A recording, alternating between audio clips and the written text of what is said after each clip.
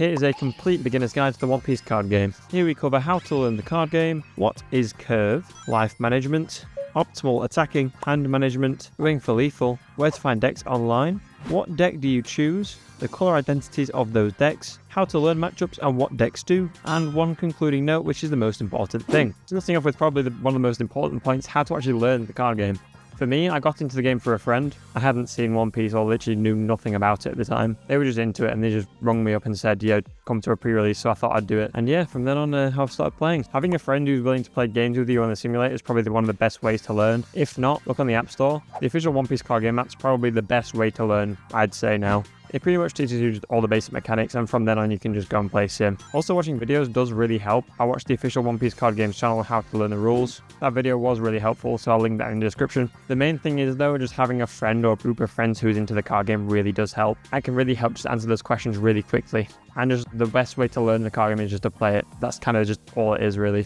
There is no better substitute from just practicing and playing the game. So in short, get the app, watch videos, and just interact with the game and with your friends. Now moving on to curve. What is curve? In One Piece, curve is the relation to how much done you have, being your resources, and the cost of the cards you can play. Let's say I am going second, meaning I start on the even curve with 2 Don on my first turn. Playing on curve would be playing a 2 Don card when I have 2 Don available, and when I'm on 4 Don next turn, playing a 4 Don card. And then when I'm on 6 Don, a 6 Don card, on 8, an 8 Don card, and then on 10, a 10 Don card, for example. The way One Piece decks are kind of built is that they have a defined curve. So let's say you're playing Kuzan, you have a great 6 Don play and a great 8 Don play. Being Kuzan and Garp, you'll want to go second so you can get those out as soon as possible. But for a deck, let's say Buggy, you want to go first because your 5 Don and 7 Don plays are so strong. For many decks, playing on and off curve can make or break the game. For example, in OP12, Koala has a going first win rate of 39% on average and going second of 53%. So playing on Koala's second curve is really important. And playing on your deck's best curve and learning that curve will help you unlock the strongest parts of your deck. And understanding the curve of what deck you are playing is so important in terms of synergy, and just having that clear understanding of what you want to do with your deck enables you to become such a strong player and get so much better at the game. So I hope that makes sense with curve. If you have any more questions, just leave them below, I'll answer them. Another thing that is essential to learn is how to manage your life. I'm not on about externally, I'm just on about in the card game. I can't really help you with that, unfortunately. In this example, I'm playing the OP01 Zoro 5 life leader. As a new player, taking life is extremely scary, and every single new player will feel the same. You really want to counteract with those 5k swings early on. However, seeing your life as your life is incorrect usually.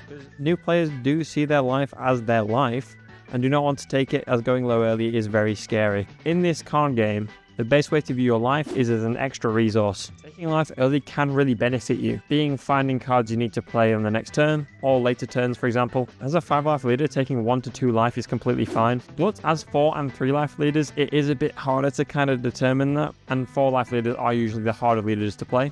You do have to be more careful with those, and taking too much life early can leave you quite vulnerable late game, so it's just determining the balance of when to and when not to take life is the hard part. But early on, taking 1 5k swing if you got 5 life, that's usually fine. Next turn, if you don't really have an effective play, taking life and getting more resources can benefit you and help keep your tempo going to keep up with your opponent and eventually beat them.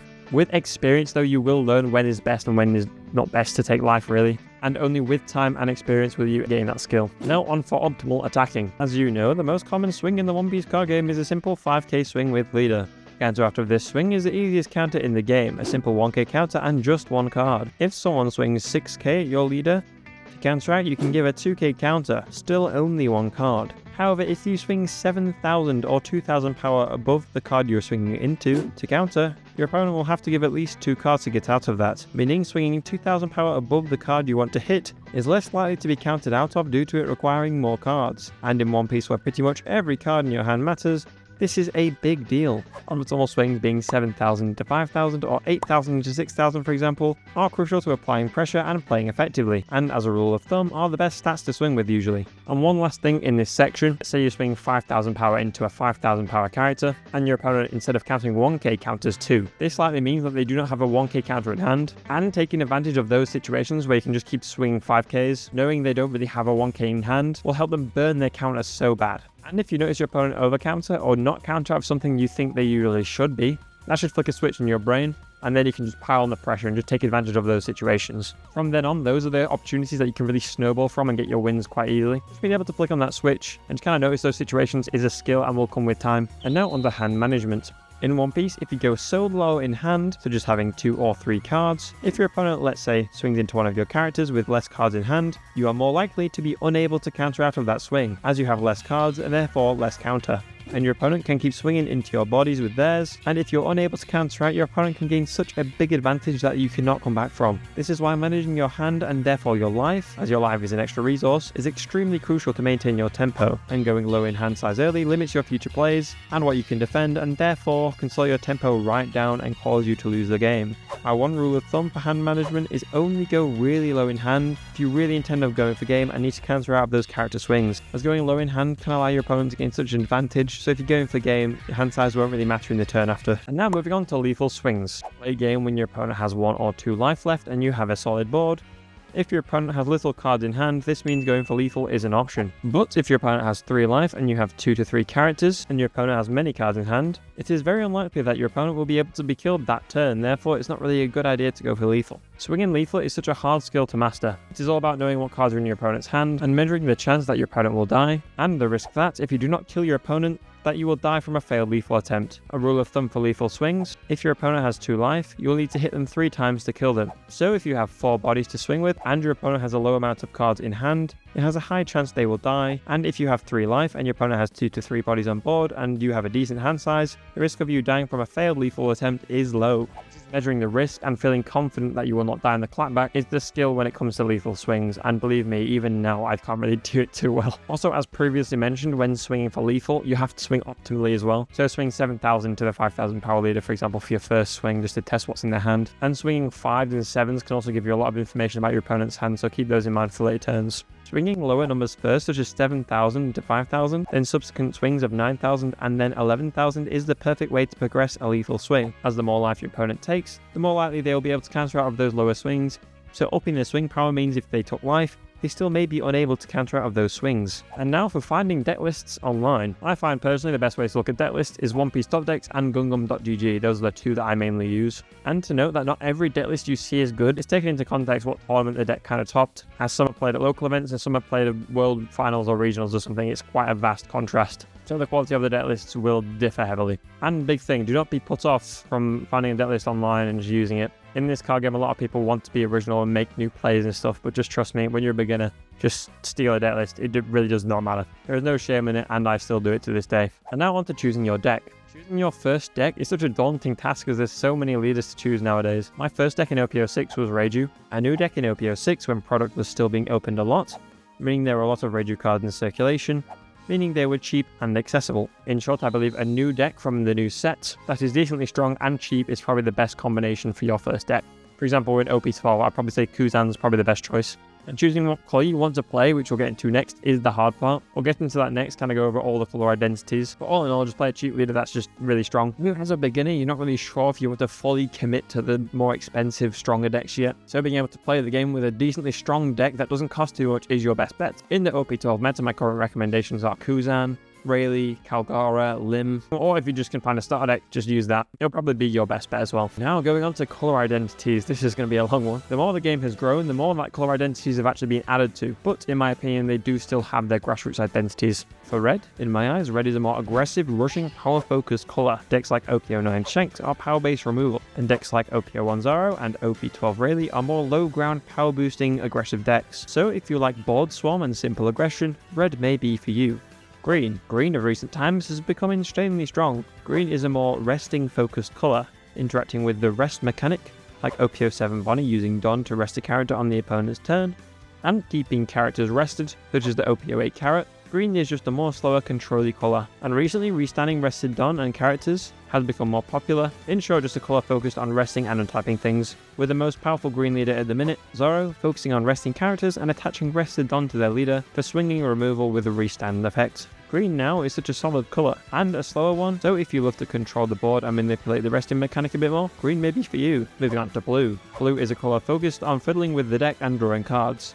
For example, OPO1 Doflamingo manipulates the top of his deck so he can play characters off the top of his deck and swarm the board that way. OPO6 Reiju draws a card when a Don is returned, a mix of purple and blue there. Boa Hancock draws cards from bouncing cards from the board or putting them to the bottom of the opponent's deck. Marco is another one of my favourite leaders who draws a card and gets to move a card to the top or the bottom of his deck to cycle it and then give a card minus 2000 power. Just drawing and deck manipulation is Blue's identity, and Kuzan is such a strong and cheap deck at the minute, so if that sounds your style, give Blue a go. Now onto purple. Purple is one of the most interesting colours. It is the colour of Don manipulation, with most purple leaders and cards focusing on minusing Don to get an effect, or getting more Don early, seen as ramping, and then getting an effect from doing so. For example, OPO3 Iceberg minuses the Don from his Don on field back to his deck and gets to play a character out from that effect. OPO5 Luffy takes a life to get the Don active from his Don deck, so he can play bigger characters out earlier to get ahead. Purple's identity boils down to manipulating Don to get an effect. Recently, those effects have dipped into other colours, such as red with power,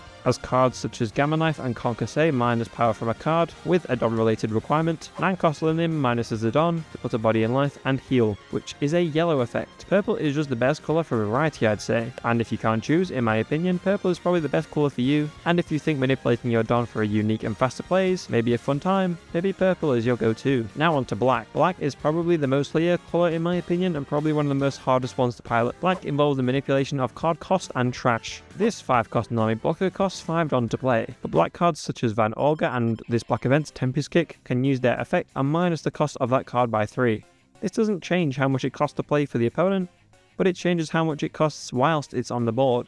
Then cards such as this Jack can kill something based on the cost whilst it's on the board. So if we use this Van Olga to reduce the Nami's blocker by 3, it becomes a cost 2, and then we can use Jack's effect to kill the Nami, showing how black decks like OPO2 Smoker, OPO9 Blackbeard, and OPO6 Moria can manipulate cost to KO characters. The other black identity is manipulating trash. Black cards like EBO2 Sengoku can play a card from trash. This 5 cost Kuzan can use its effect to play out a card from trash. This 6 cost Brook can put one of our opponent's cards in trash. And the OPO6 Moria leader can use its leader effect to play cards from trash. If you prefer more of a high skill ceiling and math related deck, maybe black is for you. Finally, yellow. Yellow is a colour focused on manipulating life. Yellow is seen as more of a long game, sturdy colour, with decks like Anel having a leader effect allowing him to heal, OPO8 Calgara being able to take a life to play cards, OPO7 Vegapunk being able to add cards to his life, and characters like OPO7 Ace and OP12 Kuma being able to heal their life. Nowadays, yellow has a wide variety of skilled decks, like OPO10 Law being a very hard deck to pilot, and decks like OPO11 Nami and Calgara being more easy decks to pilot in my opinion. If you like life manipulation and longer games, yellow may be for you. That is pretty much all of the colour identities explained. There are some new ones that are going to change it, but I can't really talk about those yet in a beginner video. I myself have found to be a more red-purple player, and I have dipped my toes into a lot of black in the past. Everyone's colour preferences is different, and that's what makes One Piece brilliant. Next, onto learning matchups. Learning matchups is key to getting better at the game. Having a clear picture in your head of what your opponent's deck does and how you can play your cards to make it harder for them is crucial. This will come with time, as there are so many leaders and people may play ones you don't even know. So when you encounter a new deck, try absorbing as much as you can and do not care about winning. If you're a beginner, just be a sponge and learn. There are videos with matchups in them. As for me, I make videos with long matchup sections, but you can look them up online too. My advice is just play the game and watch videos online about them. That's probably the best way.